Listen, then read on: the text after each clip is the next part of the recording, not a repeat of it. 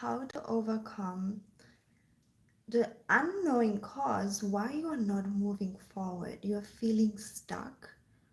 You have a desire in your heart. You want your dream man, your dream partner. You want your relationship to be better. You want to have a big business. You want to expand your career, and yet you feel stuck. Nothing is moving forward. If things are moving, then backwards, and you're just like, what's going on? I just feel stuck. It feels like a bird who's flying against the window. Have you ever seen birds or even flies who just fly against the window because they just want to go out, but then they're flying against the window and hitting their head all the time because there is this blockage, right? And you feel exactly like that. You feel like a bird who's flying against the window, hitting his head all the time, and be like, I just want to get there. Can I not just go there? It feels stuck. You might feel like I just want to be with my dream partner, with my dream man, with my dream woman. I just want to have commitment. I just want to be loved. I just want to um, have more money, whatever that is. And you're just trying. You keep taking action, or you just internally just keep trying, but it just feels stuck. You just keep feeling like the bird who's flying against the wall all the time, against the window. And I would like to share with you the number one resistance reason, and how to overcome that. Okay, so resistance, surely take this. Resistance is literally like this hairband. You see that? And this hairband, when you are stretching it, there's this max stretch, right? It doesn't go further. And then it takes so much, I mean, technically not, but it takes energy to stretch it, right? But when I let loose, it just goes back. And it goes back. So this is the comfort zone, right? And then we want to go to the next level, but it feels so hot, and then boom, we're back where we've been before. And this is the reason why most people have a mediocre life. They're okay being a little bit sick, having no relationship, or a relationship that doesn't serve them, or money that just pays the bills, or have a little bit extra money for traveling, or maybe buying an apartment, right? So most people are just there because it's comfortable. Because it's comfortable, right? Like they're not having any pain. If you are generally healthy, if you have someone to hang out with, to be with, if you have enough money to pay your bills, it's okay, great. But then if you want more, yeah, it will take energy. It will take your investment of time, energy, and money. You might understand that because most of my viewers are very hardworking, high achieving, hardworking people. But then what about the scene when you are always flying against the, just like this bird flying against this window, and it feels stuck? Okay, how to open that window for the bird, how to open that window for you, that you can finally fly out, have what you want. Okay, first step is for you to recognize resistance, because resistance, even though when you see it in this hairband, yeah, you can see it, it's like, you can't pull it more, and actually the comfort zone is always, it always goes back to comfort zone. So in this hairband you can see it, but in real life, resistance hides. So number one step for you is to recognize resistance, and this is actually where coaches come in place.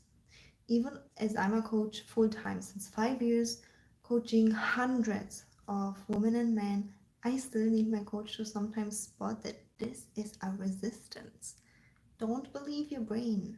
Resistance can show up as fear.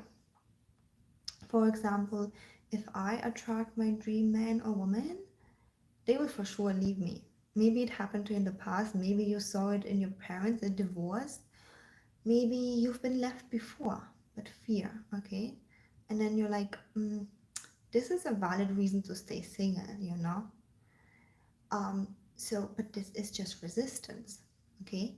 Resistance can show up as distraction. Have you ever had a situation where you wanted to do some work and suddenly everything else was more important? Everything else was like, oh, suddenly I have to clean the windows. Suddenly I have to, I don't know, watch the reels on my phone. Suddenly, my girlfriend, who is always talking about her dramatic boyfriends or whatever they are talking about, they need my attention. I have to call them back because, their drama is more important. So resistance hides. And one of the biggest things is fear and also um, distraction. Okay, distraction is a big one. So I'm actually every single day trying to hold myself accountable to not be distracted. I allow myself here and there to, like, watch something nice, do something fun, but that's intentionally. I don't want to do fun things because I'm distracted. So even today I wanted to do this live stream, and then I was like, oh, it's so nice weather. Maybe I just go out. And I'm like, no, I wanted to do this live stream today. I'm not distracting myself with good weather. I have good weather every single day for the last 1 year because I've been traveling the world and I'm now in Europe. It's gonna be good weather the whole summer. No distractions. Okay? So like, okay, distraction. And one more big thing for resistance is the fear of, especially when you're in a good place and you want to be in a better place, is the fear of failure. You know how funny it is when we are already failed? Like, let's say we are just like single and miserable.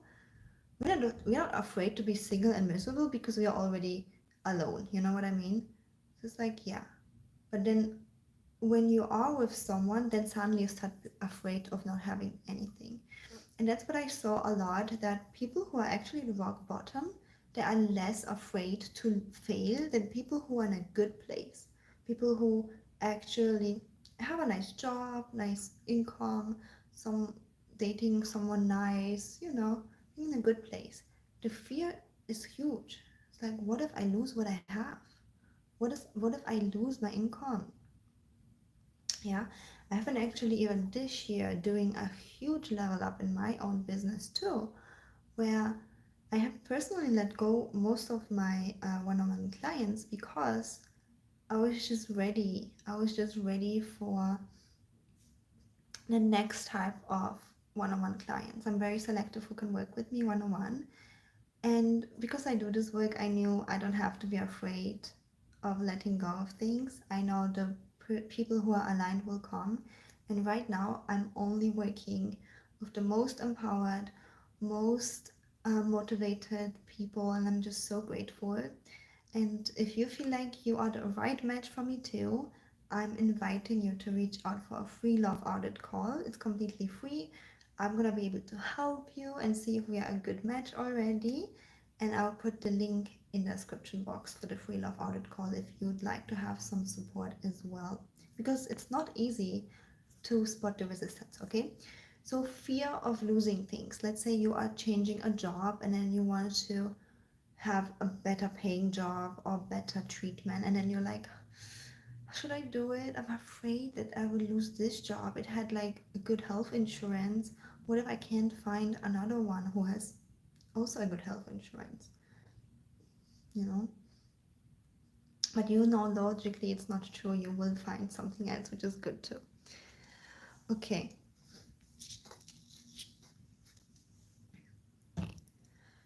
So resistance hides in all of these aspects, and you have to be self-aware of that as number one point. Secondly, when you're self-aware of that, it's important to have like a self-talk. Okay, this is just resistance. I don't have to listen to it. It's really simple actually. Just like today, I don't know why I had even resistance, but I was like, this is just resistance. The excuse that there's nice weather, I have to go for a 2 hours hike now. No, I don't have to do it. I can do it later or tomorrow. And I don't have to listen to that. Okay, so you don't have to listen to the resistance. And sometimes this is just enough, but sometimes things are very deep and subconscious. So I had a client that deeply, deeply believed that if she opened her heart, she will get into a relationship, that she will be left and abandoned. And because she believed that, she would either run away or self-sabotage every single guy that she was seeing. She would either run away from him or really start misbehaving so that the guy runs away from her. And although we've done the first two steps, number one, I told her this is just resistance, this is just a fear. And she was like, yeah, this is just a fear. But she just could not, with a mindset shift, solve it, because the emotions of nearly panic would come up into her. She would just, because she's been left before, she would just see those like flashes of being abandoned before from a guy that she loved. And she would start saying things like, oh, he's a bad guy and he will do this to me, he will do this. So we had a call and we really had to access the subconscious. Yeah, I call it somatic healing, trauma healing. Yeah, trauma triggers are things that happen in the past, but whenever a similar situation comes up, aka relationship, this there's like a memory of that. Your body doesn't forget. So we had to do some somatic healing exercises, which are always included in my one-on-one and group coaching, to really let go of that so that she could open her heart and actually allow herself to date someone. And if you guys know me, I'm never ever going to let you date in an unsafe way. You're gonna get to know the person, test the person for a long time, and only if the person is a good match, you guys have the same values, only if there's commitment, then you get to go the next steps of any intimacy or moving together. But dating is just getting to know each other, kind of like friends. This is the safest way, actually, because you don't get attached, and if it works out, great, but if it doesn't, no hard feelings. You don't need to go through breakups because they actually traumatize you as a woman, but also as a man, if you are a more sensitive man. So, which isn't a bad thing, right? A lot of women these days also value a man who is emotionally available and sensitive. So yeah, these are the 3 steps. Number 1, recognize the resistance. Yeah, not like the bird keep flying against the window. Technically, the bird should be like, oh, there is a blockage. I should stop flying around it. Number 2, not listening to it, because most of the times when I work with my clients, it's not like a physical thing in between them. It's something which is like in the mindset, right? And even if there is something physical, like let's say, I don't know, there's just something physical that needs to be overcome, that's actually more easy. But number 2 is not listening to the internal voice, because most of the times it's just a mindset shift that you have to do.